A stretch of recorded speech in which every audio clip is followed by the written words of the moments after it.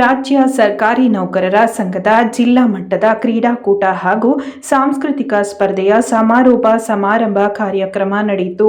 ಮೈಸೂರಿನ ಚಾಮುಂಡಿ ವಿಹಾರ ಕ್ರೀಡಾಂಗಣದಲ್ಲಿ ಜಿಲ್ಲಾಡಳಿತ, ಜಿಲ್ಲಾ ಪಂಚಾಯಿತಿ, ಯುವ ಸಬಲೀಕರಣ ಮತ್ತು ಕ್ರೀಡಾ ಇಲಾಖೆ ಹಾಗೂ ರಾಜ್ಯ ಸರ್ಕಾರಿ ನೌಕರರ ಸಂಘದಿಂದ ಶನಿವಾರ ಹಾಗೂ ಭಾನುವಾರ ರಾಜ್ಯ ಸರ್ಕಾರಿ ನೌಕರರ ಮೈಸೂರು ಜಿಲ್ಲಾ ಮಟ್ಟದ ಕ್ರೀಡಾಕೂಟ ಮತ್ತು ಸಾಂಸ್ಕೃತಿಕ ವೇದಿಕೆಯ ಸಮಾರೋಪ ಸಮಾರಂಭ ನಡೆದಿದ್ದು, ವಿವಿಧ ಸ್ಪರ್ಧೆಗಳಲ್ಲಿ ಭಾಗವಹಿಸಿ ವಿಜೇತರಾದವರಿಗೆ ಬಹುಮಾನ ವಿತರಿಸಲಾಯಿತು.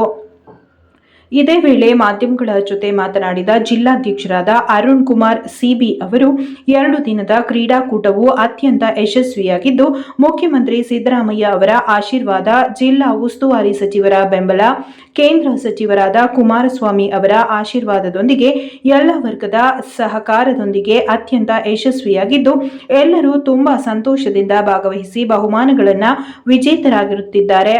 ಅವರೆಲ್ಲರಿಗೂ ನಾನು ತುಂಬು ಹೃದಯದ ಧನ್ಯವಾದ. ಸರ್ಕಾರಿ ನೌಕರರು ವರ್ಷವಿಡೀ ಒತ್ತಡದಲ್ಲೇ ಕೆಲಸ ನಿರ್ವಹಿಸುತ್ತಿದ್ದು, ಅಂತಹದರಲ್ಲಿ ಇಂತಹ ಕಾರ್ಯಕ್ರಮಗಳು ಅವರಿಗೆ ಖುಷಿ ಕೊಡುತ್ತದೆ. ಕ್ರೀಡೆ ಎಲ್ಲರನ್ನೂ ಸಮಾನವಾಗಿ ನೋಡುವ ಒಂದು ವೇದಿಕೆಯಾಗಿದೆ.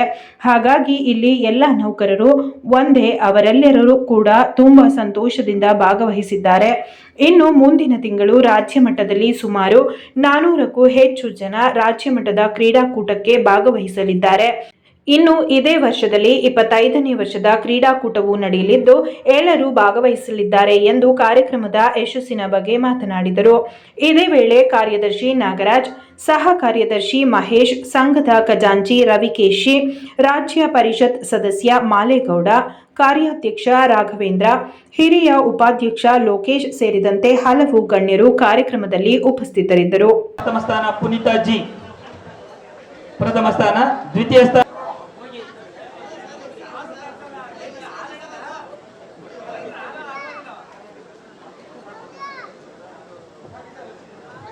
ಉದ್ದಜಗಿತ, ಪ್ರಥಮ ಸ್ಥಾನ ವೇದಾವತ,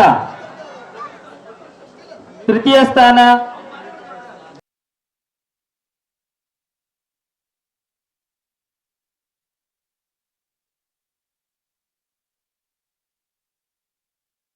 ಸರ್ ಖಂಡಿತವಾಗ್ಲೂ ಯಶಸ್ವಿಯಾಗಿದೆ ಸರ್. ಎಲ್ಲರ ಸಹಕಾರ, ನಮ್ಮ ಮಾನ್ಯ ಮುಖ್ಯಮಂತ್ರಿಗಳ ಆಶೀರ್ವಾದ, ಕುಮಾರಸ್ವಾಮಿ ಸಾಹೇಬರ ಆಶೀರ್ವಾದ ಹಾಗೂ ನಮ್ಮ ಜಿಲ್ಲಾ ಉಸ್ತುವಾರಿ ಸಚಿವರ ಒಂದು ಸಹಕಾರ ಮತ್ತು ನಮ್ಮೆಲ್ಲ ಜನಪ್ರತಿನಿಧಿಗಳ ಸಹಕಾರದಿಂದ ಮತ್ತು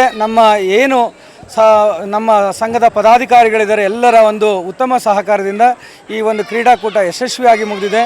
ಎಲ್ಲರೂ ತುಂಬ ಸಂತೋಷದಿಂದ ಭಾಗವಹಿಸಿ ಬಹುಮಾನಗಳನ್ನು ಪಡಿತಾ ಇದ್ದಾರೆ.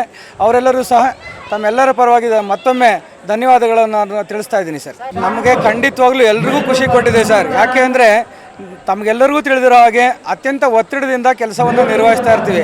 ಆ ಒತ್ತಡ ನಿವಾರಣೆಗೆ ಹಲವು ಕಾರ್ಯಕ್ರಮಗಳನ್ನು ಅವ್ರು ಹಮ್ಮಿಕೊಂಡಿರ್ತಾರೆ. ಅದರಲ್ಲಿ ಒಂದು ಕ್ರೀಡೆ ಮತ್ತು ಸಾಂಸ್ಕೃತಿಕ ಸ್ಪರ್ಧೆ.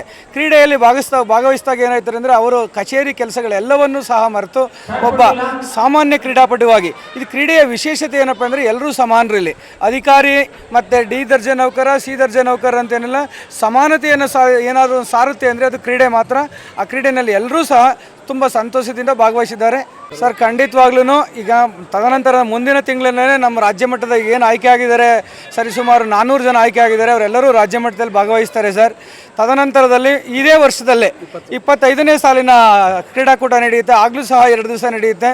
ಅದಕ್ಕೆಲ್ರಿಗೂ ಈಗಲೇ ನಮ್ಮ ಅಧಿಕಾರಿಗಳು, ನಮ್ಮ ಜನಪ್ರತಿನಿಧಿಗಳು ಎಲ್ಲರೂ ತುಂಬ ಸರಿಯಾಗಿ ನಾವೆಲ್ಲರೂ ಅಭ್ಯಾಸ ಮಾಡಿಕೊಂಡು ತುಂಬ ಸಂತೋಷದಿಂದ ಭಾಗವಹಿಸಿ ಅಂದ್ಬಿಟ್ಟು ಎಲ್ಲರೂ ಸಹ ಹರಿಸಿದ್ದಾರೆ ಸರ್. ಸರ್ ನನ್ನ ಅಧ್ಯಕ್ಷನಾಗಿ ಅನ್ನೋದಕ್ಕಿಂತ ಎಲ್ಲರ ಸಹಕಾರದಿಂದ ಸರ್, ಎಲ್ಲರ ಸಂತೋಷವೇ ನನ್ನ ಸಂತೋಷ ಆಗಿದೆ ಸರ್. ಎಲ್ಲ ನೌಕರರು ಯಾವುದೇ ಒಂದು ಸಣ್ಣ ವ್ಯತ್ಯಾಸ ಆಗದ ರೀತಿಯಲ್ಲಿ ತುಂಬ ಎಲ್ಲರೂ ಕೈ ಜೋಡಿಸಿ ಕಾರ್ಯಕ್ರಮವನ್ನು ಯಶಸ್ವಿಗೊಳಿಸಿದ್ದಾರೆ ಸರ್. ಎಲ್ರಿಗೂ ನಾನು ಮತ್ತೊಮ್ಮೆ ನನ್ನ ವೈಯಕ್ತಿಕವಾದ ಧನ್ಯವಾದಗಳನ್ನು ಮತ್ತು ಸಕಲ ಸರ್ಕಾರಿ ನೌಕರರ ಪರವಾಗಿ ಧನ್ಯವಾದಗಳನ್ನು ತಿಳಿಸ್ತೀನಿ ಸರ್.